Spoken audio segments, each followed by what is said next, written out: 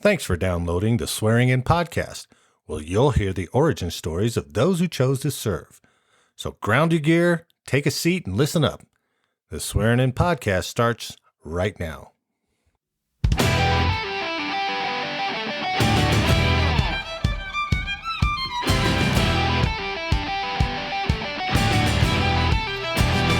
Hello, America, and welcome to the Swearing In Podcast.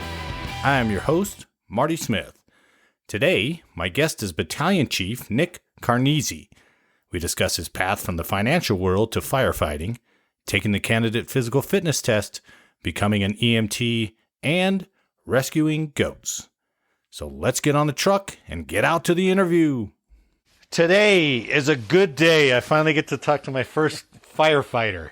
My first firefighter ever. Nick Carnesi. Welcome to the show. I appreciate it. Thanks, Marty.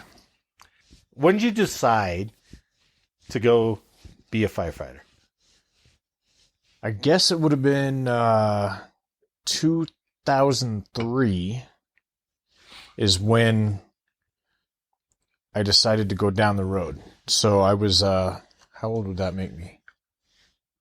I don't know, 27-ish? Ooh. Yeah, so I started pretty late. I wasn't one of those kids that grew up in the city and saw a fire truck and was like, I'm going to be a firefighter when I grow up. I grew up out in the country and we didn't have, we had a fire department, but it was all volunteer. Where'd you grow up at? Elizabeth. Oh, Elizabeth, Colorado. Yeah, that's where I work now. So you're part of that, what do they call them? Districts? Corps? Yeah, so it's different. So we are a special district. So we're Elizabeth Fire Protection District. So we're not a city fire department. You know, Castle Rock is a city fire department. All right. South Metro is a special district. Oh, it is. In Parker. So there's not a Parker fire department. It's South Metro. And so they got a wide range of what they're covering. Yeah. So we're not under the umbrella of the city, such as Denver, Castle Rock. Okay. So Aurora. And they are, when you're under the umbrella of the city, their boundaries are a lot smaller, I assume, right? They're city limits or sometimes county limits too. Okay. So our district is 111 square miles within Elbert County. So we're not in the city of Elizabeth, or the town of Elizabeth is small. Right. But our fire district is 111 square miles. So quite a bit bigger than the town of Elizabeth. So the difference would be, and we're getting a little ahead of ourselves, but we might as well talk about it now. Difference would be, do you guys tailor your training and your focus on what your district contains? So Elizabeth, Colorado, a lot of open spaces, a lot of farmland. Yeah. Whereas Denver, right, is almost exclusively buildings. Right? Yeah. Actually, that's a really good question. So, yeah, if you work for Denver Fire, chances are when you go through your fire academy, then you go through your probation, you're assigned a station and you're kind of assigned a seat. So you might be on an engine crew or a truck crew. So you have a very set role, I guess, would be the best description. So when you show up to a structure fire, this is what you're going to do. Okay. In Elizabeth, we say that we're a jack of all trades, expert of none. So on any given day, is the actual saying. Yeah, yeah. You know, a lot of people think it's master of one, but it's master, not expert. Yeah, master. Yeah. But the actual saying is jack of all trades, expert at none. I think the original saying is okay. That. So on any given day, we could be an ambulance driver. We could be in the back treating a patient in an ambulance. We could be driving a fire engine. Wow. Sitting in the back of a fire engine, being kind of the grunt. We don't have fire hydrants all over that district, so we have water tenders. People call them tankers, but in the fire service, they're tenders. So the tanker trucks. Okay. So you could be driving that. We have wildland fire, so you could be driving a brush truck or part of a brush truck crew. On any given day, you could be in any of those roles. Really? So, yeah, it's very different. very different than being in the city because we have to tailor our staffing and our skills towards everything, not just one seat. You go to Denver, you know that you're going to be in that seat that day. If there's a structure fire, this is what you're going to do. Is it fair to say that's almost exclusively what they prepare for? In Denver? Yeah. Yeah, well, I mean, they have to prepare for very different things. But 75% of what they're going to do is buildings, but they have everything from, single story homes to different quest structures. building. Yeah, okay, different fair structures. enough. So their tactics, could be very different, but their roles are pretty much. I know when I go into work, this is what I'm going to do if I'm with Denver. Where in Elizabeth, it's not so much that way. It's when you go into work, you might. I kind of hate this saying, but you might wear 8 different hats that day. Oh, I know. I hate the hat saying. Yeah, but it's kind of true. But Denver's not going to be worried about how to build a fire break, right? It's kind of interesting. You can see sometimes on the news, you can see, well, there was a grass fire in Denver, and they have their ladder truck up there, pulled off of a paved road, and they've got their ladder elevated in what we call a master stream, pouring water on this thing. Whereas we're out there on foot with a lot smaller hose line, going across acres and acres. So the Denver guys, when it comes to a brush fire, are just like me as a homeowner. I'm up on my roof with my hose, but they have a lot cooler toys. Yes. Okay, fair enough. Yeah. And I'm not knocking them by any means. I mean, they see things day in, day out, and they do things day in and day out. It's just different, right? Very it's just different. A different focus, different mission, right? Yep. All right. So you actually grew up in Elizabeth? Yeah. How did you get to 27 thinking about the joining the firefighters? It was actually kind of by accident. My parents lived there for quite a while after I graduated high school, and I went to junior college for a year, and then I ended up at the University of Northern Colorado. Got a degree in journalism. Oh, the Bears up there. The Bears, yeah. That's when we were killing it at football too. That's true. Yeah. There was that period of time. Yeah. Went up there, got a degree in journalism. Thought that I wanted to get into radio or something music. Thought that maybe writing towards music. The movie Almost Famous was kind of the timing. It was Almost Famous. I think came after I graduated high school or college, but that's kind of what I wanted to do. I wanted to go and interview. I always loved music, but I was never a musician. I just don't have that talent. Rolling Stone is full of non-musician interviewers, right? Right. And so that's kind of what I wanted to do. I actually wanted to work for Rolling Stone. Oh, of course. But the reality of it was you have to move to New York or LA and make no money. And so I graduated college, and that was kind of in the back of my mind. Yeah. My dad owned a construction company, a concrete company. So worked for him. Got options, I suppose. Worked for him for a bit. Realized I wasn't going to do that the rest of my life. And a friend of mine got me a job at a financial company. Okay. So just the fact that I had a degree helped me. Sure. Didn't matter what it was in. No. But it does set you apart a little bit. Yeah, yeah. So I started working there. Worked there for 8 years. Wow. But it was 4 years. I worked there for 4 years and realized, I'm not sure that I belong in this corporate world. Oh. It's just not the way that I grew up. It just wasn't my thing. Didn't feel right. Yeah. So I stopped by the firehouse in Elizabeth on the way to my parents' house one day because I saw my buddy's truck there. Okay. And visited with him. And he said, hey, man, you should come be a volunteer firefighter. Go through our volunteer fire academy. And I said, yeah, I've got a full-time job. I'm getting married soon. And he said, no, we tailor it towards people with full-time jobs and families. It's a volunteer thing. Huh. So I came home and thought about it and thought, you know what? It's no sweat off my back. It really doesn't cost me any money. So I went through a volunteer fire academy. And I imagine at the time, because we all go through it, right? You're kind of in a humdrum job and you kind of just like, looking for something else. And maybe it's, I don't want to say hobby, but at least it's something that like, hey, Yeah. I can switch my mind over to something else. Yes, exactly. Right? That's exactly what it was.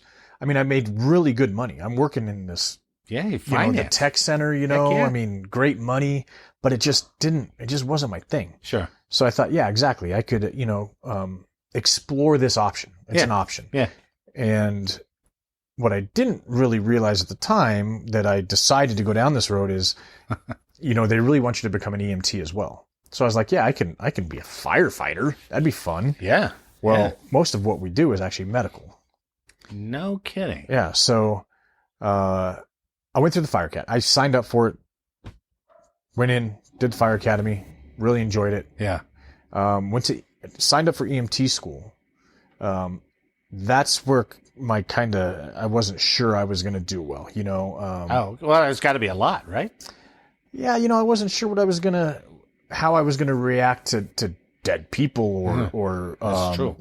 That kind of trauma type of stuff that you see, like I said, I grew up out there. So I know the car accidents that are out there and the things like that. And, wasn't sure how I would deal with that. And, but still thinking that you're going to be put in a position where they're like, Carnesi, give me this. And you're like, I don't know. You know what, Marty? I was looking forward to that because when I was at the corporate thing, I ended up as a supervisor. So I was supervising like 20 people. Yeah.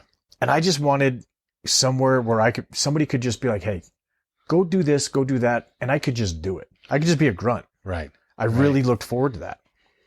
Yeah. So I went through that EMT school and, saw a lot in the school. Really? Cause you have to do some, ER time, like 18 hours of ER time. You do? Yeah. Clinicals in an ER and then, some ambulance time too. I guess that's good to know. Yeah. Cause I always thought, EMT, they're not good enough to be in a hospital, but it's actually, no, they do have to have all that experience. Yeah. Completely different roles. So the hospital, you have the EMTs bringing you stuff, and then you have all these tools around you, right? Right. All these tools. Right. Whereas an EMT, you're in a truck. Yeah, you're pretty limited. You're limited. Yeah, and your scope of practice. You're a triage guy, essentially, right? And you have X amount of tools at your disposal, and it's just you. We call it pre-hospital medicine, which is EMS, what we do. Okay. Pre-hospital on the ambulance versus hospital. We have a handful of people that are like our doctor at Parker Hospital.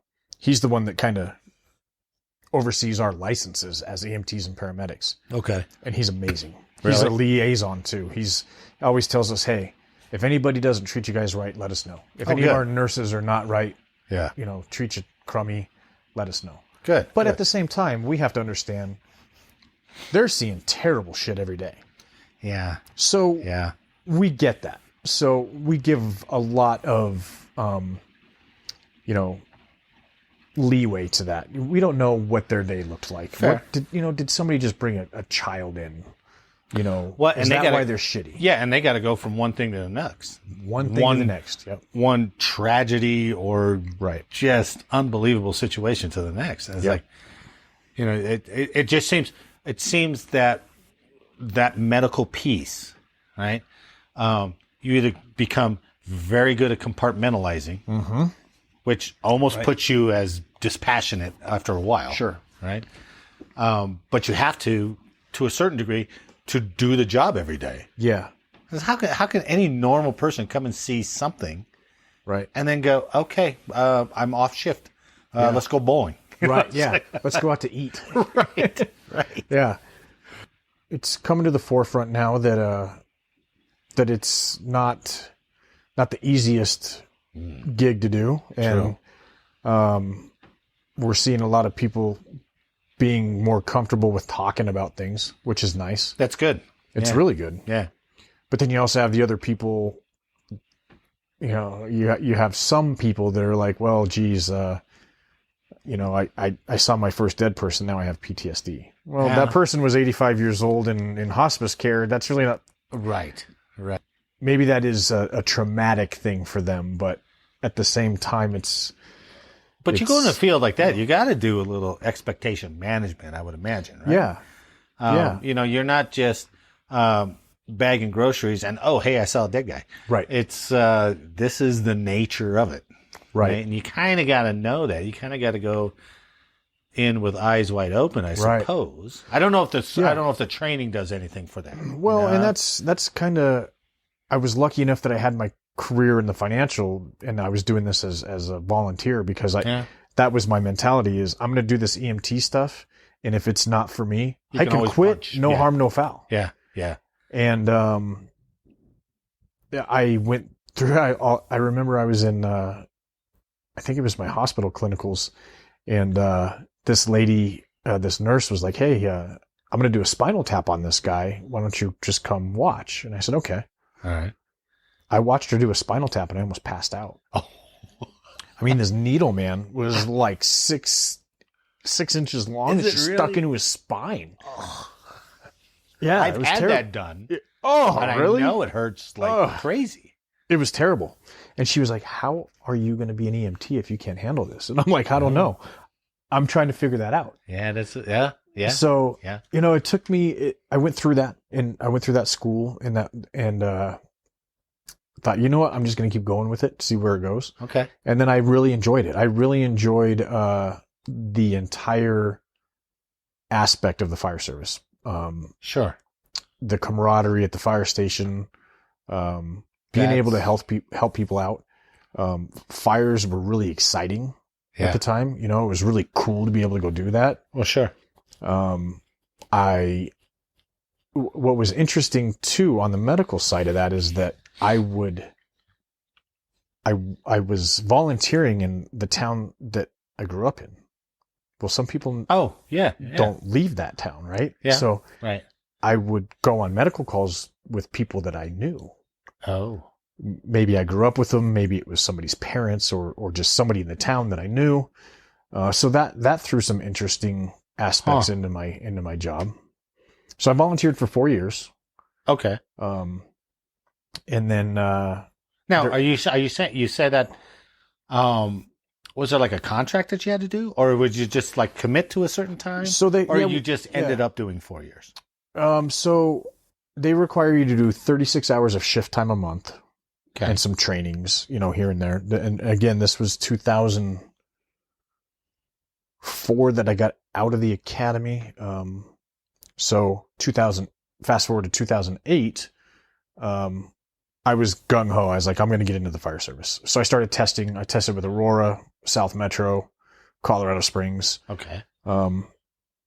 And got a phone call from Elizabeth and said, hey, we've got a position and it's yours if you want it. I'd gone through the testing process. And how long did you have to wait for them to call, or for any place to call? Elizabeth was the first place to call? They were the first place to call. So I tested with South Metro, and I think they were hiring 15, and there was 2,000 applicants. Oh, my For 15 positions. Oh, I had no idea. I never got a call back from them. Oh. Tested with Aurora and Colorado Springs. I didn't get very far with Colorado Springs either. But Elizabeth, they weren't doing much hiring. But people that had been there for a while were moving on to the Auroras and the Colorado Springs. Okay. So they were leaving, which opened up positions. And I was number 2 on the hiring list. And they hired the number 1, I think, in like October, November of 2007. And then in 2008, in March, they called me and said, hey, we got another position open and it's yours if you want it. Huh. So I had to do some thinking and planning because I was making good money. Right. And this was all this time. You're still doing your finance, right? Yeah. Yep. Just volunteering as a firefighter for 4 years. Yeah. And it was great. I mean, it was fantastic. So yeah, I did it. I quit my job, took a $25,000 a year pay cut, and became the low man on the totem pole in the fire service, and I loved it. Loved it. Because I could go to work and people were like, I need you to do this, this, this, this, and this today. I wasn't the person telling people what to do. Sure. But at the same time, there's got to be a fulfillment there that you never had in the finance industry. Absolutely. Right? Absolutely. And a kind of a justification when you come home It's like, hey, I'm much more satisfied. Yeah. Kind of a soulful level almost, right? Yeah. And it took a lot of adjusting. If you had a rough night where things weren't good at the time, I was doing 24-hour shifts. Yeah. We were on a 24-hour schedule. So, I would do 24 on, 24 off, 24 on, 24 off, 24 on, then 4 days off. So like a Monday, Wednesday, Friday, 4 days off. Yeah. Yeah. Wednesday, Friday, Sunday, 4 days off. So those middle days were tough if I was up all night. And I was learning all the ins and outs of, being a volunteer firefighter is very fulfilling because you're doing it for free. You're volunteering. Right. And then you change to it's your job. Right. It's different. Was there any animosity from the full-time guys? No. Oh, okay. No, in fact, they were very appreciative because what we did is we just supplemented their staff. So at that time, there was only 2 people on. So we had 2 stations, 2 people on at each station. Okay. So every time one of us were there, that's just more bodies, more hands, more help. Sure. And, the more that you throw yourself into that role, the more helpful you are. So it kind of frees up some of the people to, if you're on a fire and there's only 2 guys. Yeah. Oh yeah. If you got the lieutenant, the officer, has to go to work and be a grunt, right?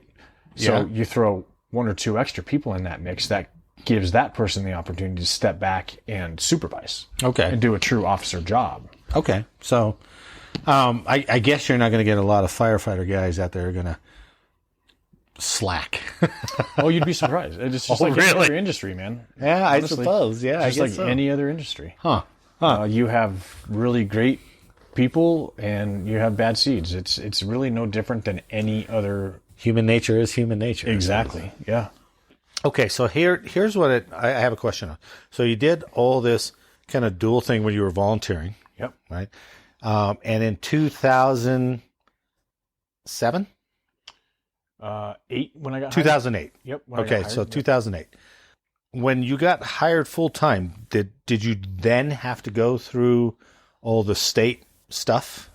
Oh, no. Okay, so... Or did you do that as a volunteer? I did that as a volunteer. Okay, all right. Yeah, so I went through the Volunteer Fire Academy. I started in 2003. And I don't want to say this because some people who listen to this, and I've been very guilty on this on other episodes, where I know what they're talking about, so I just keep going. Gotcha. And then my wife will listen to it and goes, I have no idea what you're talking about. What does that mean? Right? Gotcha. So, for those who are listening and don't know, because I didn't know, so the firefighter requirements.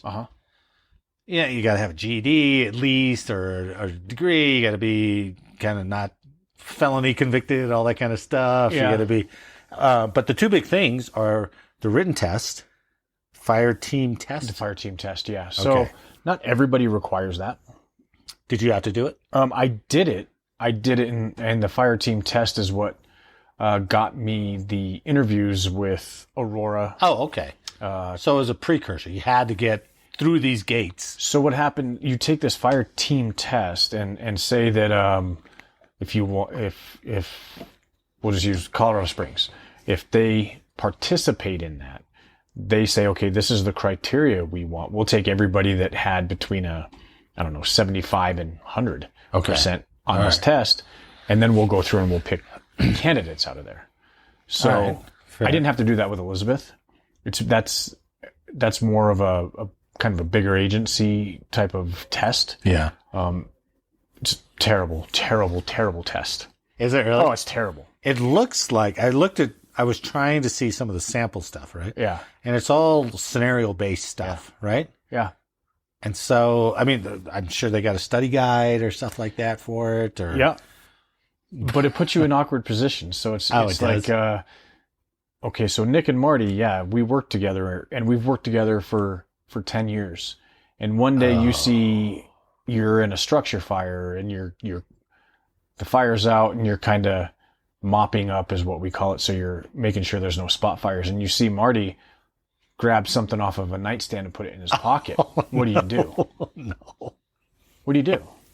Well, I mean, well, it depends on what the answers they give you. But right? At first, I'd be like, "Hey, dude, what are you doing?" Right? That seems to be the easiest. Okay, the personal confrontation. And then Marty says, "Don't worry about it." Now we're in a backdraft. The movie, right? Yeah. So is the right answer to rat him out and tell the officer, or let it go? You know what I mean? It's not all ethical stuff, is it? A lot of it's ethical. Oh, yeah. man. But no, there's some aptitude too. You know. Okay. Just they'll do gear. They'll have a gear turns this way and it's attached to this gear. Oh, the spatial stuff. Yeah, exactly. That kind of thing. So if you do, if you score a certain way on that, then somebody might want to interview you. If Colorado Springs has 20 openings and you're in this percentage of that testing criteria, then maybe they'll want to interview you. But then you got to go in, and who knows, everybody's different, but it might be, okay, now you're going to take a written test based on something completely different. So like Elizabeth, right now, what we do is we'll do a written test based on what we call Firefighter 1 skills, which is a state or national. Well, for us, it's state written test. Okay. Or EMT skills too. Oh. So, and then if you do well, then you move on to an oral board where you have a group of people just asking you all kinds of questions. Huh. If you do well on that, then you get ranked. The thing that starts this whole thing off is the fire team test, right? Depending on where where you want to go, yes. Okay. But so for Elizabeth, I mean, and this was quite a while ago that I took this test for them. It was just a written and an oral board. All right. What's nice about the fire team test is that you don't know anybody. So that has its benefits. Yeah. But its downsides too. With Elizabeth, we tend to hire within. So you know everybody. I know you, and I know that you're maybe a terrible written test taker. So you might not do great on your written test, but I know you, and I know that I want you. So you could kind of bring that out in the oral piece. And you just hope that you do well. Right. I mean, it's not up to me, but unless you really piss somebody off and it's like, I'm going to screw this guy. It's not I'm going to screw this guy, but this guy's just not for us. Fair. Yeah, because you got to mesh. Right? Yeah, exactly. You got to mesh. Yeah. All right, so that's the first big hurdle. Yeah. Right? Getting in the door, yes. So talk to me about is it the CPAT? The CPAT, yeah, the Candidate Physical Agility Test. Yes. I took it twice. Oh, you did? Yeah. Thank God I only had to take it twice.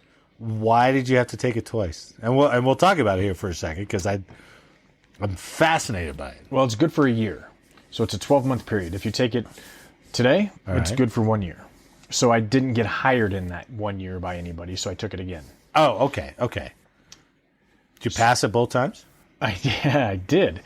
So my first time I took it, if I remember right, you have 10 minutes and 20 seconds to pass it. The whole thing? Yeah. Yep. 8 events.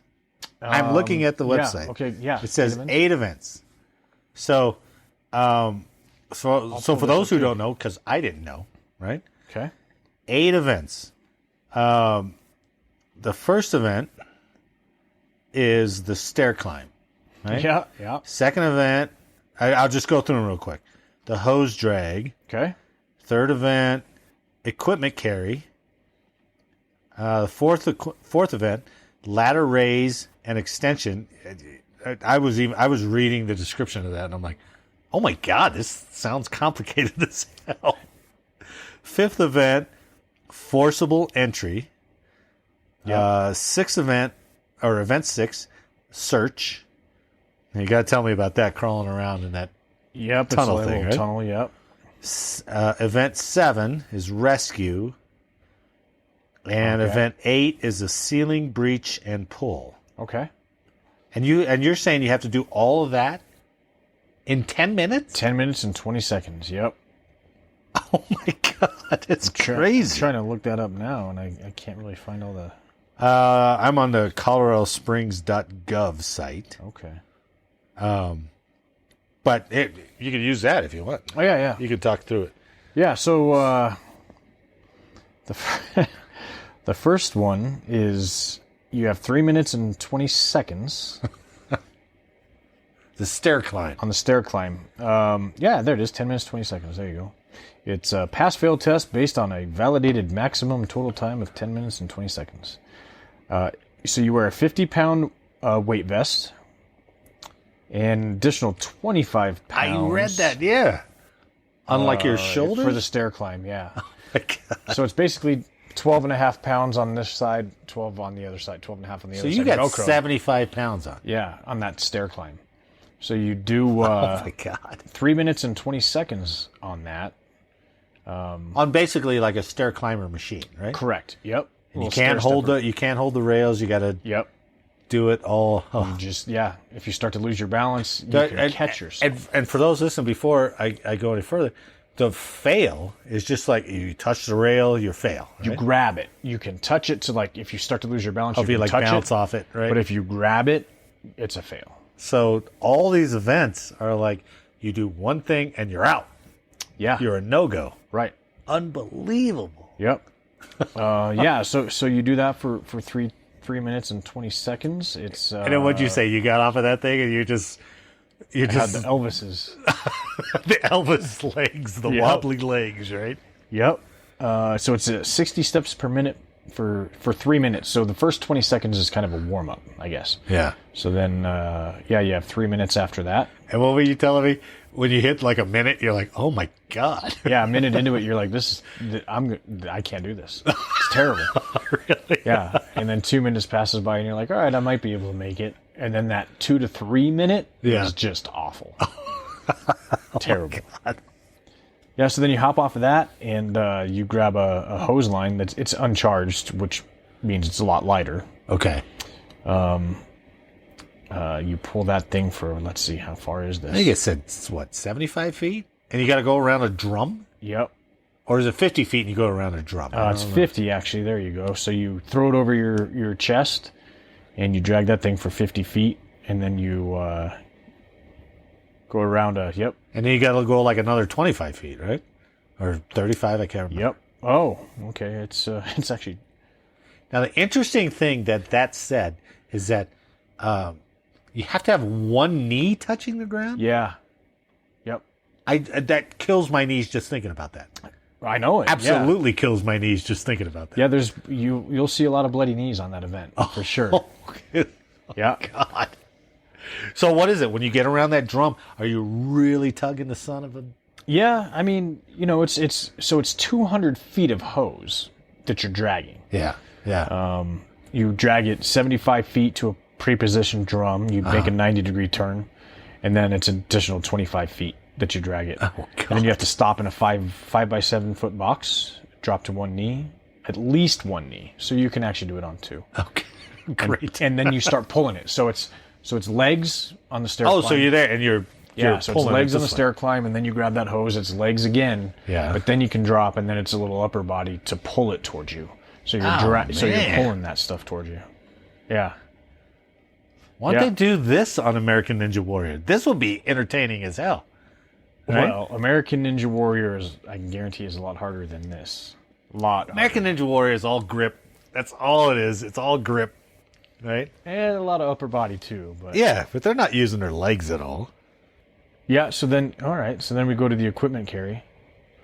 85 feet? So, is that the saws? Yeah. So you basically there's a tool cabinet, and it's very specific. You have to do it one at a time. So you grab one, set it down. Yeah. Grab another, set it down. Then you pick them both up, and you walk 75 feet around the drum, then back to your starting point. But you have to set them down one at a time. I'm sorry, you set them down at the same time, and then you put them back one at a time. Yeah. Very specific. So what are you saying these saws are? One is typically a demo saw, so we call it a K-saw. So yeah, probably, that thing's got to weigh 30, 40 pounds. Okay. And then a chainsaw, a big chainsaw. Oh, okay. That Easy to pick up, but not that easy to carry after. Oh, that is the best part of this event. You're like, all right, this is easy. Piece of cake. Until... Those are great. Yeah, after you've done the stair stepper and then the hose, you're like, all right, this is easy. Yeah, this is easy. Yeah. So that one, you're good. You're like, all right. All right, so that's... Not bad. That's a rest event, almost. It's not a kill you event. Okay, Yeah. fair enough. Yeah, and then you got to do a ladder raise and extension. Now, explain this ladder raise and extension. I was trying to read that, and I was like, I don't understand. You got to walk to the end and then, like, pick it up from the end and then hand over hand just kind of push it up? Yeah, so you have to do the rungs. You have to pick it up, and then, so it's fixed so it doesn't fall on you. It's attached to the side of a building. And you basically just grab that top rung, and then you walk it up, but you have to do it hand over hand. Yeah. So that's the proper way that you're taught. You don't just push a ladder up against a building. Well, that's true, because I was reading the failure criteria on that. It's like if you miss a rung, you're done. Because that's what they teach you in the fire academy. You got to do it rung by rung by rung. All right. It's the safest way to do it. But then once you got it up, then you got to extend it. Yep. But it's on a rope. It's on a halyard. So okay. So you're just pulling it. Exactly. Right. But you have to do it hand over hand. You can't grab, your hands together and then yank and then do it again and yank. You have to do hand over hand over hand. It's technique. See, my dumbass is trying to think of my extension ladder at home. Right. And I hate extending that thing. It's a pain in the ass. But you got the rope thing, so maybe that's a little easier. I don't know. But it's all technique. Okay. It's all technique. All right. This actually says it challenges your upper body strength, lower body strength, balance, grip, and anaerobic endurance, which is true. Grip. Oh boy, it really breaks it down. I know. It's very detailed, isn't it? This will actually... I take it you didn't have this when you were going through it. Yeah, I did. Oh, okay. Well, I don't remember it saying that it would work my biceps, deltoids, maybe it upper back, traps, muscles of the forearm. Not that really and helps hand. you. Yeah, I don't remember any of that. I just remember saying, This sucks. Yeah, and then so your forcible entry is pretty cool. There's a mechanized device that's 39 inches off the ground, and it measures the cumulative force in a 10-pound sledgehammer. So you basically are kind of standing on this. So it's the carnival game, right? Well, but it's yes and no. I mean, you're trying to hit it as hard as you can, right? Yeah. And get a force measurement. I like the failure part of that. It's like if it slips out of your hands. Yeah. Yes. Like, whoa, is that possible? Yeah. Oh, it's possible. Yep. So yeah, you're basically swinging this 10-pound sledgehammer until your buzzer is activated. Yeah. Okay. Good comparison. The carnival. And you have to have a certain stance, because if you step outside of a box, that's a failure. Yeah, I was reading that too. They're very specific about that box. Yep. Then your event 6 is a search, so you basically crawl through this maze. All right, you got to tell me about this maze, right?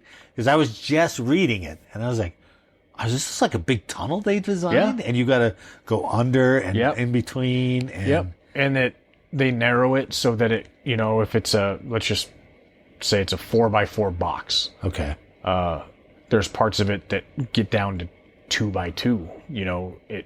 Wow. Yeah, and you just got to wheel your way through. And so it's got to catch some claustrophobic guys, right? Oh yeah, for sure, absolutely. Because you're like, oh God, get me out of here. Yeah, and right. 2x2 is pretty good. I mean, that's not terrible. When you go through a fire academy, and you have all your other stuff on it, it gets a lot worse.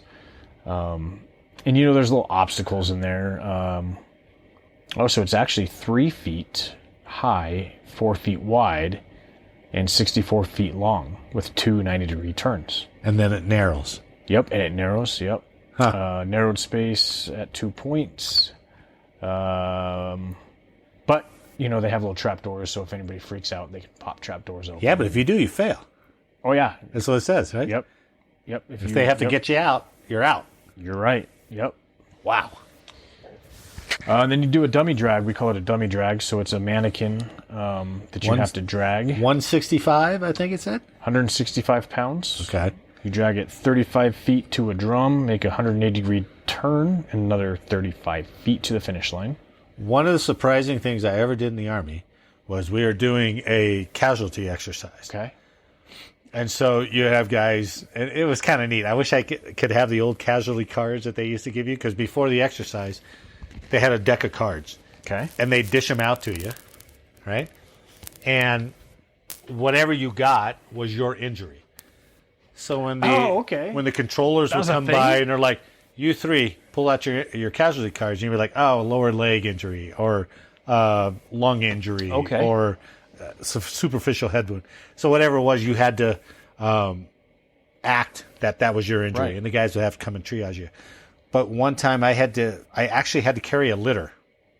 Right. And you see it in the movies all the time, right? That dead weight on that litter is one of the heaviest things. It would shock me. Yeah. It's like, why is it so heavy? It's terrible, man. Yeah.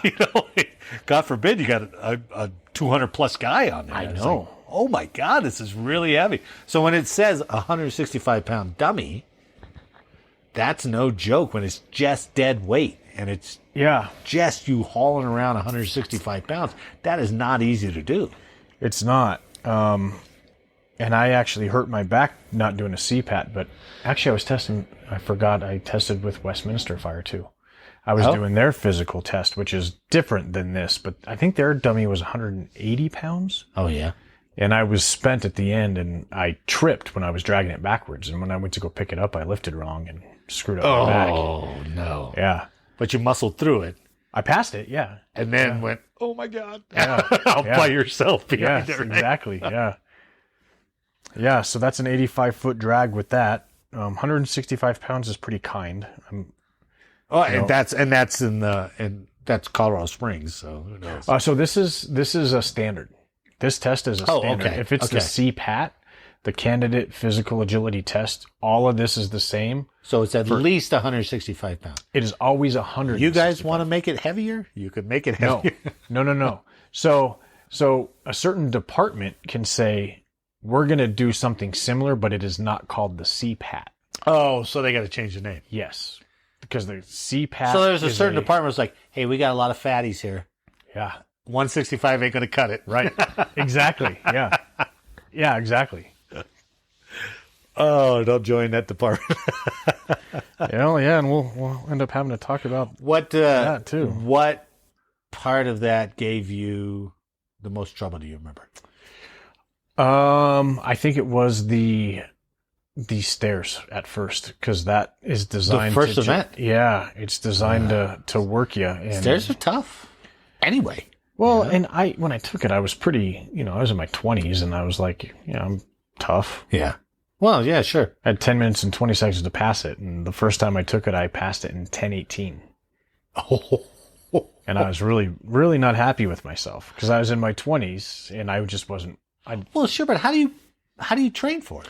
Well, after I took it, and they have all this stuff in here. They give you all kinds of tips. They give you every tool that you need to pass it. Okay. But just like anything else, until you do it, you don't really know. Yeah. So from there, I bought a weight vest, and then I went to the gym every morning. Yeah. And I did stuff. So the 3 minutes and 20 seconds, my gym didn't have a stair stepper, but they had an elliptical. So I put it on the hardest level that I could do. Yeah. And I started off with 3 minutes and 20 seconds. And then by the time I was ready to take that test a year later, I was doing it for 8 minutes. Oh. Because I only had to do it for 320, right? So I'm going to do it for 8. Yeah, but you got to go beyond, right? Yeah. And then I would just do things that I knew were similar, like, just different weightlifting things to get me prepared for it. And that, I think I took like 3.5 minutes off the second time I took it. Oh, nice. Yeah. Well, plus you got all that anxiety of those guys just watching you, waiting to fail you, and you're like, yep. God dang it. Yeah. And you're older. And they're yelling at you, right? Like, come on. Next station, come on. That's the worst. And I'm like, I paid money for this. Stop yelling at me. So you get hired by Elizabeth. Yep. In 2008. 2008. And what was it like telling, who were you working for financially? So it was called FastCore. The parent company was Great West Life, which is now, if I understand, Empower. Empower Field? Yeah. No kidding. Yeah. Huh. Yeah. So, I left there and had to figure out how to pay the bills with $25,000 less a year. Sure. But it all worked out. I mean, I wouldn't trade it for the world. You had to swear in, right? Yeah. So did you swear in as a volunteer or did you swear in when you became permanent? Both. Oh. Yep. So when was your first swearing in? So my first swearing in was in 2004. My second one was when I got promoted to lieutenant in 2011. And then my next one is Tuesday. Whoa. Yeah. As battalion chief. Right. Is it called battalion chief? Yep. Now, what is a battalion in the fire department? So it's same as military. I'm in charge of a battalion. So I'm in charge of stations. Okay. So, a big district like South Metro, I want to say they have at least 4 battalions. So geographically, this is your Battalion 1, Battalion 2, Battalion 3, Battalion 4. Oh, so it's not numbers of people. They're associated, not necessarily. Correct. Okay. Yeah, correct. Battalion 3 in South Metro's district might be more of a more densely populated area. Yeah. So they might have more staff. Okay. But for me and Elizabeth, it's basically geographically, it's our entire district. Yeah. So for me, it's stations. It's just another level of management, basically, because we're growing and we're growing pretty fast. Right. And as we don't have captains. You don't? No, most fire service departments or fire departments have firefighter, and then maybe an engineer, which is the guy that drives the fire truck and does the pumping, and then then lieutenant, and then captain. Okay. Battalion chief. Wow. Division chief. It can go on from there. There's different agencies that have lots of stuff in there. So division chief would be multiple battalions underneath them, right? So division is more. So I'm actually, and Elizabeth, we're unique. I fill a couple different roles. I'm a division chief and a battalion chief. So every day that I'm on shift, I am the chief of my battalion. Okay. But I'm also in charge of training. So that's a division. Oh, okay. So that's unique. Most bigger departments have a training division chief. Sure. But they have availability of more people and that kind of thing. Exactly. All right. Tell me now, what was the first call, right, that you went out on and you're like, holy shit, I'm really doing this, right? When did it really hit you as like, oh, this isn't playtime anymore. I'm really doing this for real. I think it probably would. I was a reserve. We call them reserves now, volunteer. Okay. 2 of them stick out, and they were both fires. One of them was. Well, wait. Before you tell me this, when so you're a reserve or you're a volunteer back then. Yeah. And you're sitting around, you're eating chili, you're playing ping pong. That's not how it is. I know, but that's what everybody says, right? Right. I guess the bell goes off. Yep. When was the first real one, right? Or are we talking about the same? About the same time. Very different. So I can remember. That's a really good question. So the first one was so between 8 in the morning and 5 at night. Yeah. You have a uniform. They're blue pants. Okay. A blue shirt and boots, station boots. Sure. After 5 o'clock, you can get into department shorts or sweats, a t-shirt, but it's all got to be. Everything's blue. Okay. Yeah. So when we get a call after 5 o'clock, it should be red, right? No, man. Hey, you're fire. Red. Well, you know what? I don't know where that comes from. I don't know where that comes from. It's all blue. Okay, fair enough. So if you get a call in the middle of the night, Yeah. The way that our gear is set up is our boots are inside of our pants. Our bunker pants is what we call them. So the stuff that you wear into a fire. Okay. They have suspenders. So if you go on a call in the middle of the night that's a medical call, you can be in your t-shirt, but you can't go in shorts or sweats. You have to have your bunker pants on. That's just the way that we do it. Okay. Well, nobody ever told me that. Oh, no. So I drive the ambulance. You know, I'm the new guy. Yeah. I'm a volunteer. Yeah. I drive to this call, and they're letting me drive the ambulance. So I'm thinking I'm really great, man. All right. And, I think I started taking this guy's blood pressure or something. And my lieutenant was like, "Hey, where's your bunker pants?" I'm like, "Well, they're in the ambulance." And he's like, "Yeah, we'll go put them on." Oh. And I looked around me, and I was the only one that was just in my sweat. I crawled out of bed. Nobody ever told me. Nobody ever told me I had to put those on. But I was around a bunch of people that had been doing this forever, and they all knew. Yeah. And maybe there was another guy that was in my shoes that somebody had told him, but nobody ever told me. So, Do you think they set you up? No. Oh, no. all right. I just think that I just didn't ask the questions. And I didn't, I was so focused on, Absolutely. okay, this guy, I think it was a chest pain, so a heart attack type thing. Sure. I'm like, all right, well, here we go. Yeah. This guy's having a heart attack. And I grabbed all the right tools, and I started doing this assignment that I knew that I had to do. Okay. But I didn't have the right clothes on. Yeah. But the first fire I remember, was right down the street from the fire station. So in Elizabeth, what's nice is that you can get all your stuff on. Yeah. And probably 80% of the time, if it's a fire, you have a couple minutes to get your thoughts together and check all of your stuff and make sure that everything's there, because, like I said, 111 square miles. Some of our parts of our district are 20 minutes away. So you might have 20 minutes on your best day to get all your thoughts together. Well, this was literally like 2 blocks from the fire station. Okay. And I'm brand new. So I throw all my stuff on, and my lieutenant said, "Hey, I need you to catch that hydrant." So that means I have to grab the big 5-inch hose off the back of the truck, wrap the fire hydrant. Is that thing heavy? Yeah, it's heavy. Yeah. And then signal for the truck to go. And then they start doing their work.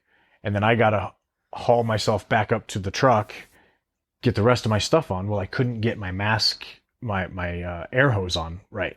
Oh. So my lieutenant was like, "Well, let me give you a hand." I was just panicked. Absolutely. Because there's a building right in front of me burning. Yeah. And we have 2 different types of nozzles. We have a fog nozzle and a smoothbore nozzle. Well, the smoothbore doesn't, it's got tips on it that go from wide to narrow. Okay. And it gives you a So different you can adjust it. stream. You can't adjust it. Oh, you can't adjust take them off, but you can't take them off when there's water coming through it. Okay, forget it. Yeah. Right. So the fog nozzle you can adjust. It'll give you a big fan. All right. Or a straight stream. So they handed me this straight smoothbore nozzle. Yeah. Well, whoever had put it together didn't put the tip on right. Oh, no. So my captain, we had captains at the time, pulled me to the back of this building that was on fire and was like, "All right, just pour water through this hole." Yeah. Well, one of my academy mates, who was also a volunteer at the time, was on the other side of the building. And when they charged the hose line, the tip blew off of that. Oh my God. And it was pointed straight at him. It didn't hit him, thank God. But, and he's actually on my shift now. He's one of my crew guys. And you're sitting there holding the hose. Yeah. And the tip blows off, at Are you just eyes wide? 150 PSI behind it, And we still talk about that, about how on our first fire, I almost shot him in the face with a piece of hardware. I mean, you just mouth open like, oh my God. Yeah. Scary, man. I mean, yeah, that's a projectile, right? And you're literally there. You go through this training and you go through burn buildings and you're training, but somebody set the fire and it's like a pallet that's on fire. And then when you have your first fire, it's this building is on fire and it's loud. Like Oh, it is? a building on fire is loud. I guess I didn't realize It's that. loud. Yeah. Huh. Yeah. I mean, popping and cracking, imagine this room on fire. All of this stuff I guess that we're so. sitting on, Yeah. the smoke that this produces, and there's a lava lamp there that pops, and a TV that breaks and pops, and it's crazy. Wow. Man. It's loud. Wow. And you have a fire engine that's, the RPMs on the engine are Pumping loud. It's crazy. So they got to get, the pump's working off of the RPMs on the engine? It can, yeah. Oh, okay. Yeah. Okay. Yeah, it's a PTO. Wow. Do you guys have earpieces or anything like that to talk to each other? You got a lot of hand signals in, right? Radios. Oh, really? So yeah, we have a radio that clips about right here on the chest, but it's hard. It's hard to hear sometimes. So you've been doing this now full time since 2008, right? So 13 years full time. Yeah. But really, you add another 4 years on there for your volunteer time. Right. Well, I'll tell you, I started in 2008 and I got promoted in 2011. And I didn't want to do it. I went from firefighter to lieutenant. I tested for it. Because you just liked the job, right? I just liked the job, and I was a manager before. 2 years before I was a manager. Yeah. And I was like, you know what, I'll do it sucks. because I want to get the experience. Sure. And I was testing against people that had, 10 to 15 years more experience than me. Yeah. And I just did it for the experience. And I got promoted. And then I was like, holy shit. I am now managing, one of the guys that I manage has been at Elizabeth Fire since he was 18 years old. And he's in his 50s now. Whoa. Yeah. Whoa. He bought me beer when I wasn't of age. Because we grew up together. He was quite a bit older than me. And now I'm going, hey, I'm your boss now. Well, And I don't know what the hell I'm doing. Like, I need you. that's tough. That pressure is tough because in your own head, you're like, now he's looking at me for a decision. I don't know what to do. Right? Yeah. But it was so great because we would get in a terrible scene and he would be like, hey, have you thought about this? Have you thought about this? And he was always that person that I went to, like, all right, here's where we're at now. At first I was like, what do I do? And as time went on, I'm like, okay, here's what I've done. Am I missing anything? Yeah. And he was a mentor to me, but my subordinate.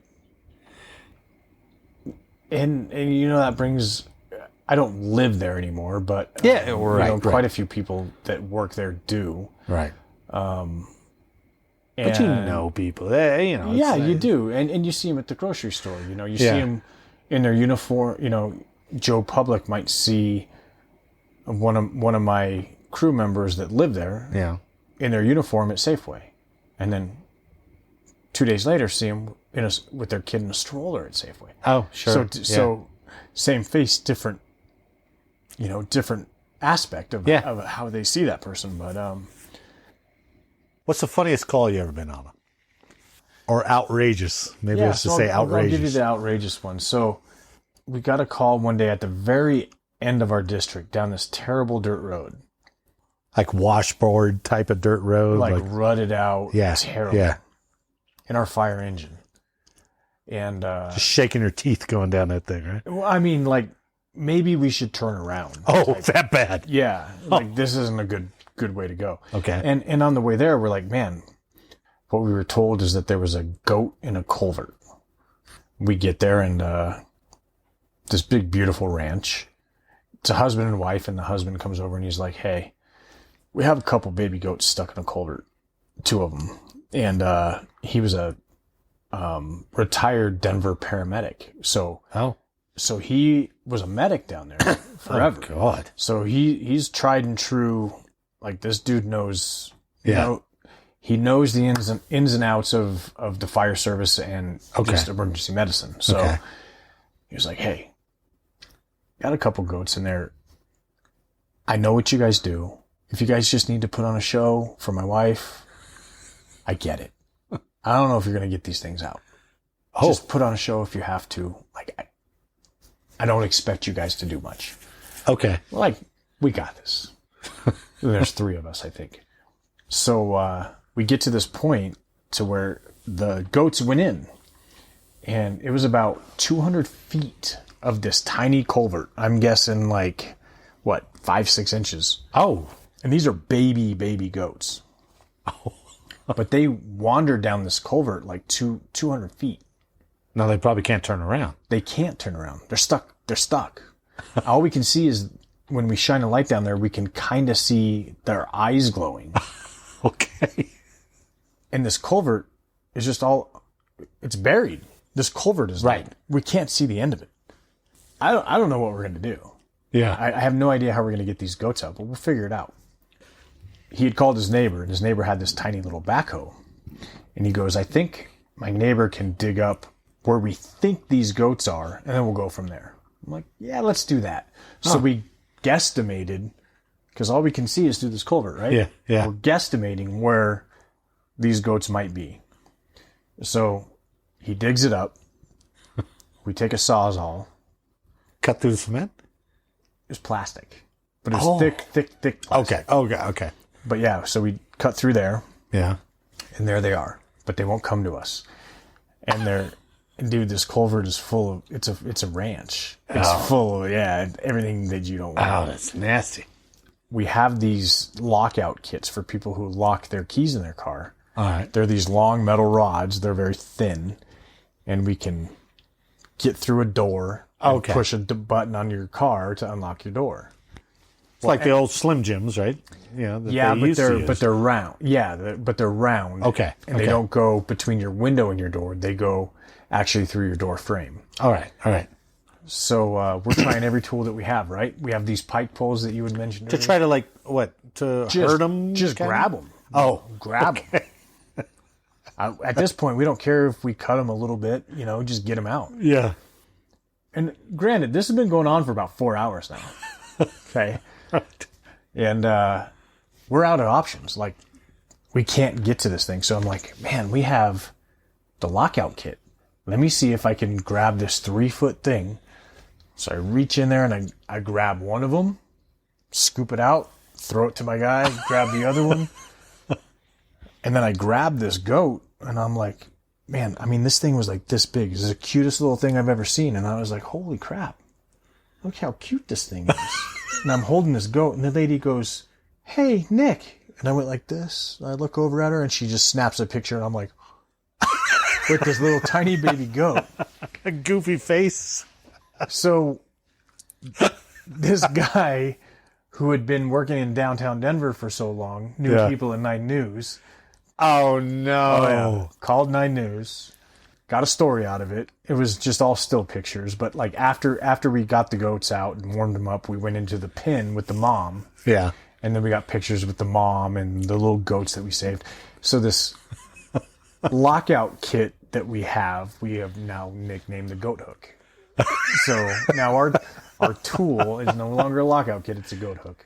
But still to this day. To this day. Nice. But for years, that picture of you and the goat. They would my coworkers would print them off of 9 News website and put them everywhere. So like you'd go to a medicine cabinet in the fire station. There's Nick with his goat. They would laminate them, put them in the shower. They would put them inside of my helmet. And I had to work an extra shift or something, so I had my gear here. Yeah. And my son was little, and he walked in and he put my helmet on. He's like, Daddy, why do you have a picture of you in your helmet? I'm like, damn it. Yeah, so that was... And this guy he actually taught a tactical, how to use tourniquets and whatnot for shootings and stuff. Yeah, yeah. He came out to our firehouse and taught this class. The guy with the goats. Yeah. I didn't know it was him at the time. Really? But so we invited every agency around us to this class. We had tons of people in this class. Okay. And it was an amazing class. Like they had scenarios where they would do shootings with, they had guns with blanks. Wow. Yeah. Like, so you could do a practical exercise on it. Yeah. And he introduced himself and was like, hey, I am very familiar with your fire department, and here's why. Your fire department helped me out. His first slide of his PowerPoint was me with that goat. Yeah. Yeah. Tons of agencies. With a lot of different fire departments there. Yeah. That sticks out. Is that what you were looking for? That's what I was looking for. Battalion Chief Nick Carnesi. It's been a privilege. It's been a pleasure. I could talk to you and we could tell stories. You could tell me stories.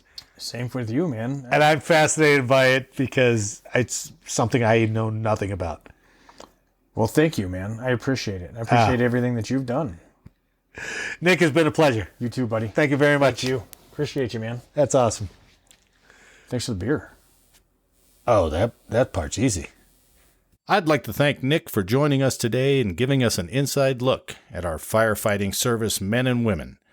I hope you enjoyed the episode, and make sure to download the next as I sit down with former Army Private First Class Chuck Martinez. So until next time, on your feet, fall out!